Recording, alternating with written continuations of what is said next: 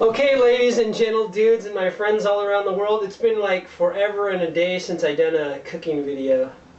If you go back on my YouTube page, I have a cooking section. It's way down there with some videos I made a long time ago. But I didn't get that many hits from cooking, so I just gave up cooking on the videos. But I decided, I love cooking, so I might as well do another video now. And I discovered something new in Japan. It's called Bulghur, and of course it's not from Japan. It was at the Caldi Coffee, which is has a lot of import stuff. And this, of course, if you've ever had tabbouleh or tabbouleh or tabbouleh, I don't know how to say it, but anyway, Mediterranean food.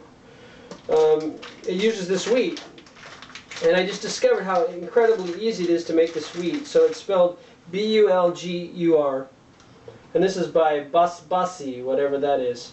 That's the name of the company. Dudu Bulghur. Sounds kind of vulgar, but it's not. It's durum wheat. And the great thing about this is I just used a little bit of it. I'm going to use a little bit more. This will last me a long time. It's like rice or anything else, any other grain. But unlike rice, which takes forever to make, and it's a pain in the ass unless you have a rice cooker. I don't like rice cooker rice because it's all sticky and gross. So I boil it in a pot, but it takes like 10 years because I boil like natural brown rice. But this tastes better than natural brown rice, and it never gets stuck together like rice in Japan, and it doesn't. It just goes well with almost anything. So if you want to just throw any vegetables, today I'm going to throw some red onions in it, some white onions in it. I just picked a bunch of herbs from my garden. What do I got? I got I can't even remember all the names. I got some mince. I got some rosemary. I got some what is this again? Fennel. I think it's fennel. Yeah. Anyway, I got a lot of natural organic herbs from my herb garden in the house. I'm going to put that in there. I'm going to also put some nori, which is seaweed, a little seaweed stuff, and it gives some salty flavor. And I got this also at the discount, $1.98, which is pretty good for spices because there's all kinds of spices in here.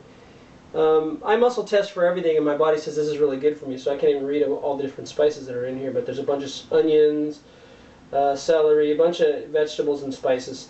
So I'm going to put that in there. But the great thing about making this stuff is you can just throw anything you like in there to mix it up. So the great thing is it takes, well, I've just said the great thing, and I've said about 50 great things. But anyway, the many great things is you can just boil it up really quickly. And you use about, what does it say?